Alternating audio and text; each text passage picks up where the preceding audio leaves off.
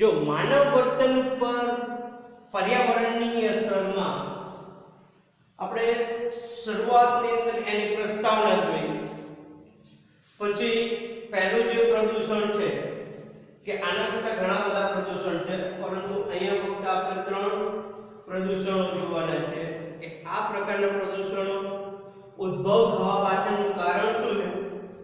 એક તો કે ઔદ્યોગિક અને ટેકનોલોજી ક્ષેત્રે જે માનવે વિકાસ કર્યો છે એના હિસાબે જે પ્રદૂષણો ઉત્પન્ન થયા છે કે જે માનવ વર્તન ઉપર વધારે પડતી અસર પેદા કરે છે. તેમાં એક ઘોંઘાટનું પ્રદૂષણ, હવાનું પ્રદૂષણ, ભેડી ગીચતાનું પ્રદૂષણ. એની અંદર પહેલું પ્રદૂષણ આપણે જોયું કે ઘોંઘાટનું પ્રદૂષણ. આપણે ઘોંઘાટનું પ્રદૂષણ કોને કહેવું? તો કે જે કાનને અપ્રિય લાગે એવો અવાજ હોય કે જેનાથી વિક્ષેપ ઉત્પન્ન કરતા હોય કે આપણે આજુબાજુના વાતાવરણ સાથે આપણે અનુકૂલન ના સાધી શકતા હોય એવો જે ઘોંઘાટ છે એને ઘોંઘાટનું પ્રદૂષણ કહેવાય. જો ઘણા લોકો તીવ્ર પ્રકારના અવાજને પણ સહન કરી લેતા હોય છે જ્યારે એ વાતાવરણ સાથે અનુકૂલન સાધી શકે છે. જ્યારે અમુક લોકોની વાત કરીએ તો કે ઘોંઘાટજન્ય જે પ્રદૂષણો જે છે કે તીવ્ર પ્રકારના પ્રદૂષણને સહન કરી શકતા નથી. પછી બીજી આપણે એવી વાત કરી કે ધારો કે જે એરપોર્ટની આજુબાજુ રહેતા હોય એવા લોકો અને જે રેલવે સ્ટેશનની આજુબાજુ રહેતા લોકો જેને વારંવાર તીવ્ર પ્રકારના ઘોંઘાટોનો સામનો કરવો પડે. કેમ કે ધારો કે વિમાન ઉડે એટલે એનો અવાજ, પછી રેલવે આવતી હોય ત્યારે એનો ખડખડ જેવો જે તીવ્ર અવાજ કે જેના હિસાબે લોકો સાથે કેવી પરિસ્થિતિ ઉત્પન્ન થાય છે. તો આપણે કીધું હતું કે એક સ્મૃતિ લો કે લોકો ઘણી બધી વસ્તુ તરત જ ભૂલી જાય, કારણ કે ઘોંઘાટ સાથે એ બીજા ઉદ્દીપકોનું જોડાણ થઈ જાય છે, અભિસંધાન થઈ જાય એટલે સ્મૃતિ લોપ થઈ જાય કે લોકોની યાદ રહેતું નથી. બીજું બહેરાશ આવી જાય કે કાનની અંદર આટલો અતિ તીવ્ર પ્રકારનો અવાજ વારંવાર સાંભળવા મળતો હોવાથી લોકોની અંદર બહેરાશ આવી જાય છે. ત્રીજું કારણ જોયું કે એ લોકોની અંદર લોહીનું ઊંચું દબાણ જેવી પરિસ્થિતિ ઉત્પન્ન થાય. હવે બીજો મુદ્દો હવાનું પ્રદૂષણ.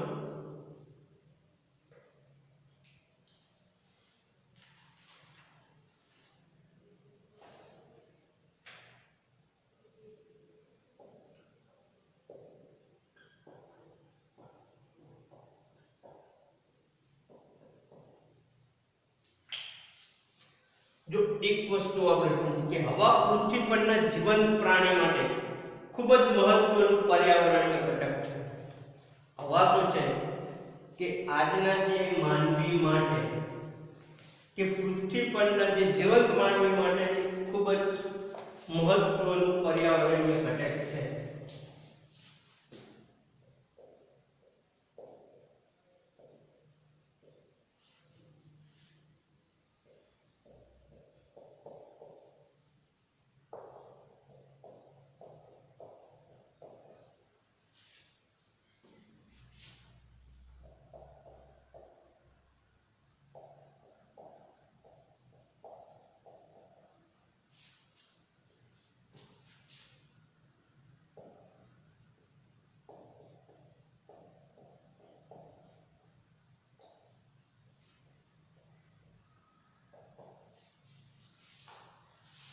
આપણને કહ્યું કે વ્યક્તિને જીવવા માટે હવા એક મહત્વનું ઘટક છે.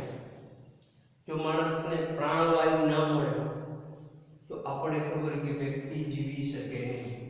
અને ક્યારેક દૂષિત હવા જે છે એ મળતી હોય તો વ્યક્તિ માનસિક રીતે અને શારીરિક પાસાઓ પર કેવી અસર થાય છે એ જોઈએ આપણે.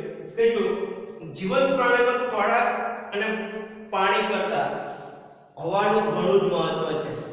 એટલે કે જે માણસ જીવે છે એની માટે ખોરાકની વાત કરીએ અને પાણીની વાત કરીએ એના કરતા હવા એ ખૂબ જ જરૂરી છે. જો માણસ શ્વાસોશ્વાસની ક્રિયા ન કરી શકતો હોય તો જીવી શકે નહીં. આથી જીવવા માટે સ્વસ્થ અને તાજી હવા ખૂબ જ જરૂરી છે. જ્યારે કોઈ પણ કારણસર હવા પ્રદૂષિત થાય ત્યારે તે સ્વાસ્થ્ય માટે વિવિધ પ્રકારના જોખમનું કારણ બને છે. આપણને ખબર છે કે કોઈ પણ કારણસર હવા પ્રદૂષિત થાય તો એ સ્વાસ્થ્ય માટે ખૂબ જ જોખમકારક છે. મોટા ભાગે માનવ સર્જિત ઘટનાઓનું હવાનું પ્રદૂષણ ઉદ્ભવતું હોય છે. કે હવાનું પ્રદૂષણ શા માટે ઉદ્ભવે છે? તો એની પાછળનું એક કારણ હોય તો મનુષ્ય પોતે જ છે. કે મનુષ્યના કારણે હવા પ્રદૂષિત થાય છે. કેવી રીતે? જો શહેરો અને તેની આસપાસના વિસ્તારોમાં આપણને ખબર કે જ્યાં શહેર છે અને એની આસપાસ જે વિસ્તારો છે ત્યાં કારખાનો અને વાહનોમાંથી નીકળતા ધુમાડા, કારખાના અને વાહનોમાંથી જે ધુમાડા નીકળે છે, કોલસો, તમાકુ બાળવાથી નીકળતા ધુમાડા, હવામાં તરતા રજકણોને લીધે હવાનું ભારે પ્રદૂષણ થાય છે. કે હવાનું ભારે પ્રદૂષણ કેમ થાય? તો કે હવાનું ભારે પ્રદૂષણ થવા પાછળનું કારણ એક કારખાનાઓ અને વાહનોમાંથી નીકળતા ધુમાડા, બીજું કે કોલસો બાળવો કે તમાકુ બાળવાથી જે નીકળતો ધુમાડો એ હવામાં તરતા રજકણોને લીધે, એ રજકણો ક્યાં હવામાં તરતા હોય એના લીધે હવાનું પ્રદૂષણ થાય છે. અને પરિણામે શહેરોમાં શ્વાસમાં carbon monoxide, nitrogen oxide, sulphur dioxide જેવા ઝેરી વાયુ અને સીસાના ઝેરી સંયોજન થાય છે. કે શું થાય? કે આવા જે હવાનું પ્રદૂષણ થાય છે કે કારખાનામાંથી નીકળતો ધુમાડો કે વાહનોમાંથી નીકળતો ધુમાડો કે કોલસો કે તમાકુને બાળવાથી જે ધુમાડો, એના જે રજકણો હવામાં ફેલાય છે અને હવા સાથે ભળે છે એટલે કાર્બન મોનોક્સાઇડ, નાઇટ્રોજન ઓક્સાઇડ અને સલ્ફર ડાયોક્સાઇડ આ જેવા ઝેરી વાયુઓ અને સીસાના ઝેરી વાયુઓનું સંયોજન થાય છે અને એના હિસાબે હવા પ્રદૂષિત થાય છે. પરિણામે શ્વસન તંત્રના રોગો, ચામડી પર બળતરા, કેન્સર અને અન્ય બીમારીઓ થાય છે. શું થાય? કે જ્યારે આપણે કીધું ને કે કાર્બન મોનોક્સાઇડ હો, નાઇટ્રોજન ઓક્સાઇડ હો, સલ્ફર ડાયોક્સાઇડ હો કે સીસો, આ ત્રણેય ઝેરી જે વાયુ છે એનું સંયોજન થવાથી શ્વસન તંત્રનો રોગ, ચામડીનો રોગ, બળતરા અને કેન્સર અને બીજી અન્ય બીમારીઓ થાય છે. જો એક સમયે વિશ્વમાં એવા શહેરો હતા કે જેની અજોડતા અને સ્વચ્છ હવા માટે ખૂબ જ જાણીતા હતા. આપણે વાત કરી કે આજે આ શહેરોની અંદર જે ધુમાડા પ્રદૂષણનું કે હવા પ્રદૂષણનું પ્રમાણ વધ્યું છે, હવે એવા જ શહેરો પહેલાના સમયમાં અજોડ અને સ્વચ્છ હતા. હવે આ શહેરો પણ હવાના પ્રદૂષણથી સતત એવા ઘેરાવા લાગ્યા છે. હવે આ જે શહેરો હતા ને એ હવાના પ્રદૂષણ કેમ? કે આજે કારખાનાઓનું પ્રમાણ વધી ગયું, વાહનો વધ્યા છે એટલા માટે, જેના લીધે વ્યક્તિને હોસ્પિટલમાં દાખલ કરવી પડે તેટલી અંશે સ્વાસ્થ્ય બગડે અને ક્યારેક મૃત્યુ પણ થાય છે. જો દાખલા તરીકે આર્જેન્ટિનાની રાજધાની લ્યુએનએસ, આર્જેન્ટિનાની જે રાજધાની છે લ્યુએનએસ એરિસ, ફ્લોરિડાની રાજધાની ડેનવર, સ્પેનની રાજધાની મેડ્રિડ તેમજ ઇટાલીની રાજધાની રોમ જેવા શહેરો વર્તમાનમાં તેની સ્વચ્છતા હવાવાળા નગરો તરીકે પ્રતિષ્ઠા ગુમાવી રહ્યા છે. એટલે કે પહેલાના સમયની વાત કરીએ તો કે જો આર્જેન્ટિનાની રાજધાની એરિસ એટલી સ્વચ્છ હવા માટે અને અજોડતા માટે જાણીતી હતી. ફ્લોરિડાની રાજધાની ડેનવર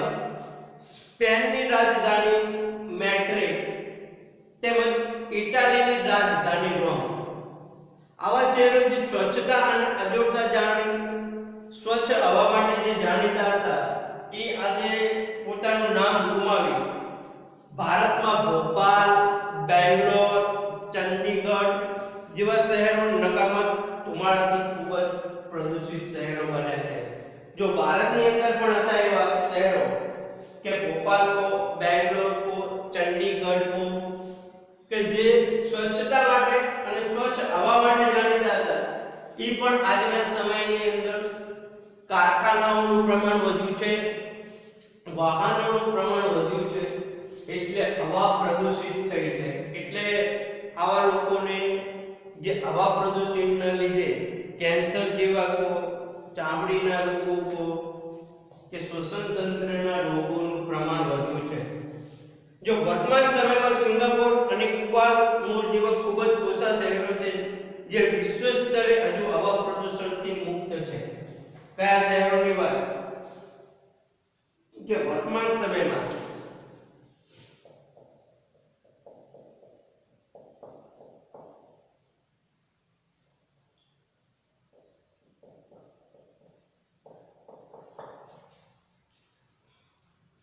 સિંગાપોર,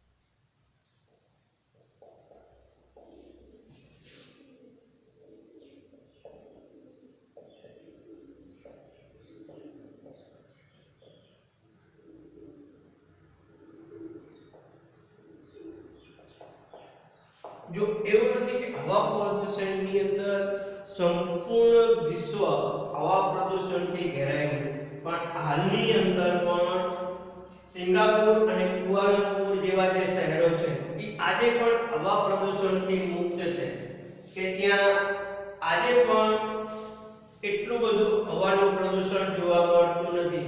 તો આપણે અહીંયા શું કે હવા પ્રદૂષણ માટે કયું કારણ જવાબદાર છે, તો એનું સૌથી મેઇન કે આજના જે વિકસિત શહેરો જે છે એના શહેરોની અંદરના કારખાનાઓ કે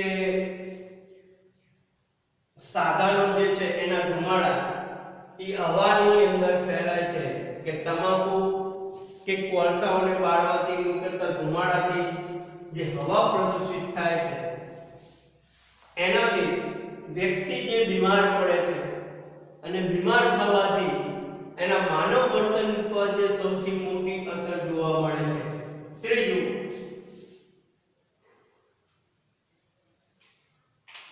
ભીડગીતતાનું પ્રદૂષણ.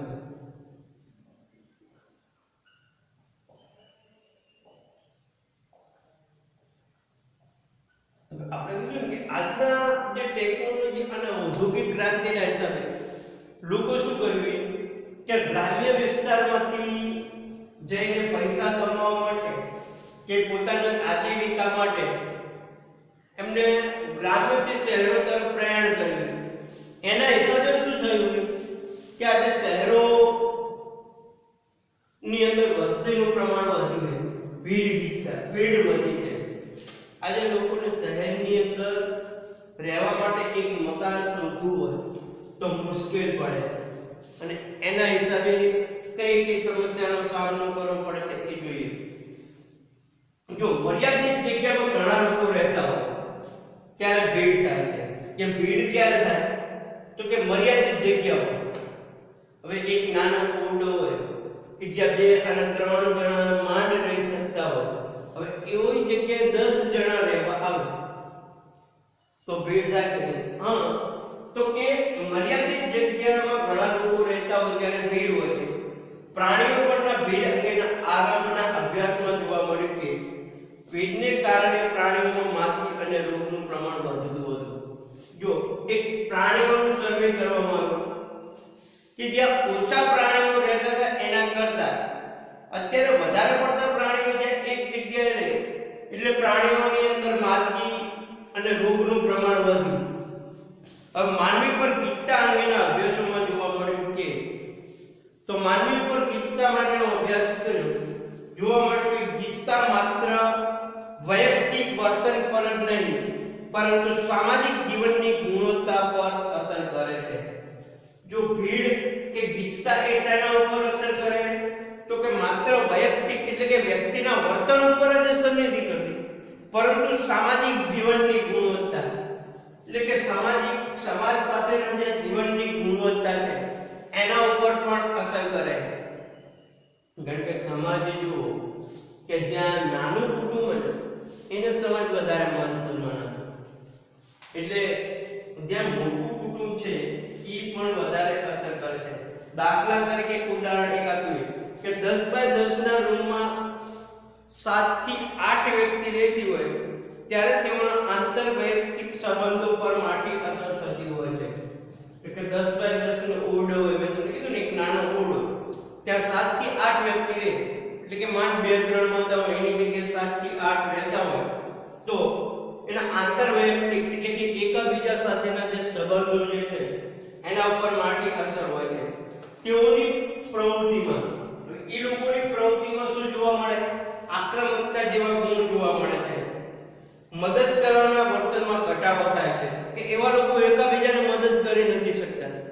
એક તો શું કે પોતાની જરૂરિયાત પૂરી ન થતી હોય ત્યારે 7 થી 8 લોકો હોય તો એકબીજાને કેવી રીતે મદદ કરવી, તેમજ પીછેહટના લક્ષણો વધારે જોવા મળે છે. આવા લોકો પીછેહટ કરવામાં વધારે માને કે જે ભીડ ગીચતા જેવા વિસ્તારોમાં રહેતા હોય એવા લોકોની અંદર પહેલું વર્તન તો કેવું જોવા મળે કે કોઈને મદદ કરી નથી શકતા, એટલે કે મદદ કરવાનો ગુણ એમનામાં નથી હોતો.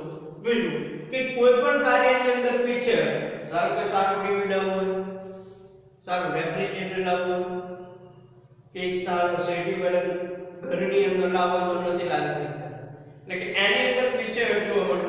ભીડના લીધે આવી અનેકવિધ નિષેધક અસરો જોવા મળે છે. આ સિવાયની ઘણી બધી અસરો જોવા મળે છે. જો ભીડ એ વ્યક્તિલક્ષી રીતે મોટી સમસ્યા છે, આમ જોવા જઈએ તો ભીડ જે છે વ્યક્તિલક્ષી રીતે ઘણી મોટી સમસ્યા છે. ઘણા સંશોધકના મંતવ્ય મુજબ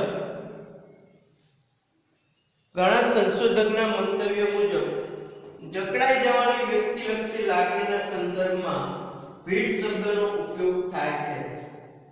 એટલે કે જકડી જવાની વ્યક્તિલક્ષી લાગણી કે હું જકડી ગયો. આમ નથી, ધારો કે આપણે મુસાફરી કરતા હોય બસની અંદર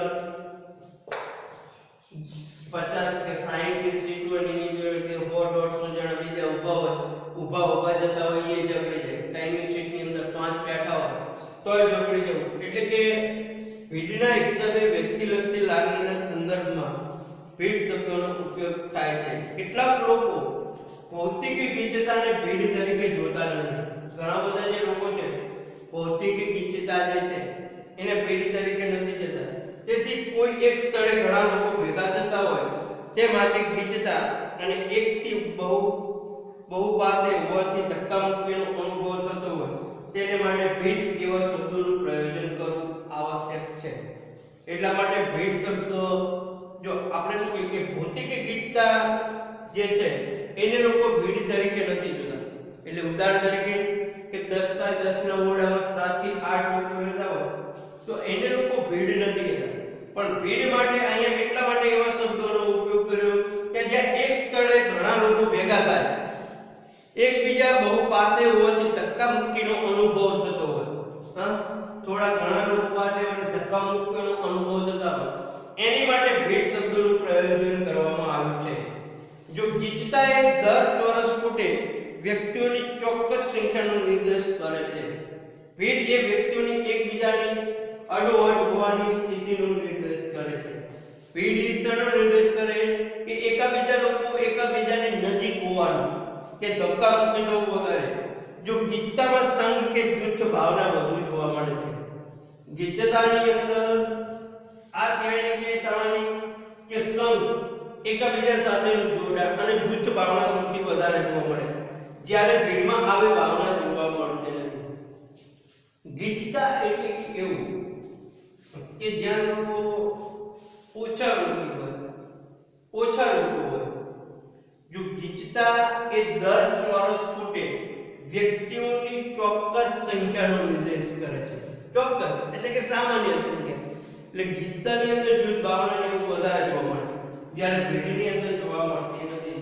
ભારત અને વિદેશમાં થયેલા અભ્યાસો દર્શાવે છે કે ભીડની વ્યક્તિના કાર્યકર્તૃત્વ પર, આંતરવૈયક્તિક સંબંધો પર તેમજ તેના શારીરિક અને માનસિક સ્વાસ્થ્ય પર નિષેધક અસર પડે છે. જો એક સંશોધનો જે થયા ભારત અને વિદેશની અંદર, એની અંદર એવું કહેવાય કે ભીડના હિસાબે વ્યક્તિની જે કામ કરવાની શક્તિ, આંતરવૈયક્તિક સંબંધો એકબીજા સાથે અને શારીરિક માનસિક સ્વાસ્થ્ય પર નિષેધક અસર જોવા મળે છે. ભીડમાં લોકો સામાન્ય રીતે લક્ષ્ય પ્રાપ્તિમાં અવરોધ, જો ભીડના જે લોકો રહેતા હોય એવાની અંદર લક્ષ્ય પ્રાપ્તિ ઓછી જોવા મળે, એટલે કે લક્ષ્યની પ્રાપ્તિ સુધી નથી પહોંચતા, અનુચિત હસ્તક્ષેપ તેમજ માનસિક અને શારીરિક બેચેની અનુભવે છે. આ સિવાય આ લોકો શું અનુભવે તો કે અનુચિત હસ્તક્ષેપ, એટલે કે કોઈ પણ વ્યક્તિ સાથે કે હસ્તક્ષેપ નથી કરતા, એટલે કે કોઈ પણ વ્યક્તિના કાર્યની અંદર ઈ પ્રવેશતા નથી અને માનસિક અને શારીરિક બેચેની વધારે અનુભવે. જો ગીચતા મોટા ભાગે સામાજિક વર્તનને અસર કરે છે. ગીચતાની વાત કરીએ તો મોટા ભાગે કોને અસર કરે તો કે સામાજિક વર્તનને. રેલવે સ્ટેશનના પ્લેટફોર્મ કે રેલવે સ્ટેશનના પુલ પર દરેક વ્યક્તિ પોતાના રસ્તા શોધવામાં વ્યસ્ત હોય છે. જો કેવી જગ્યાએ લોકો રસ્તા શોધે કે રેલવે સ્ટેશનના પ્લેટફોર્મ ઉપર તમે માની લો કે જ્યાં લોકોની ભીડ વધારે હોય, રેલવે સ્ટેશનના પુલ પર દરેક વ્યક્તિ પોતાના રસ્તા શોધવામાં જ વ્યસ્ત હોય, ત્યાં આપણને અપરિચિત કે પરિચિત વ્યક્તિને પણ મળવાનું મન થતું નથી. કે આવી જગ્યાએ આપણને કોઈ પરિચિત વ્યક્તિ હોય કે અપરિચિત વ્યક્તિ હોય એને પણ મળવાનું મન થતી નથી. ગીચતાની પરિસ્થિતિ આપણે લોકો સાથે વાતચીત કરવાનું કે મળવાનું ટાળીએ છીએ. ગીચ વિસ્તારની અંદર આપણે લોકોને મળવાનું એવું ટાળીએ. આવી પરિસ્થિતિમાં દરેક વ્યક્તિ પોતાની જાતે બીજી વ્યક્તિથી મુક્ત રાખવા ઈચ્છે છે. જો આવીમાં શું હોય કે એક વ્યક્તિ હંમેશા બીજી વ્યક્તિને મળવાનું ટાળે, એટલે કહેવાનો મતલબ કે એને સાથે ભળવું એને ગમતું નથી. જો આવા લોકો જ્યારે એકબીજાને કદાચ મળે તો એને મળવાનો જે પ્રસંગ છે કે વાતચીત કરવાનો જે પ્રસંગ છે એને ટૂંકી વાતની અંદર પૂરી કરે છે.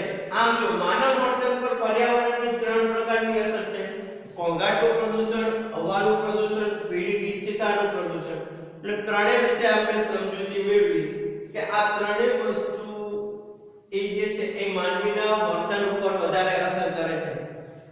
હવાનું પ્રદૂષણ પણ, ભીડ ગીચતાનું પ્રદૂષણ પણ.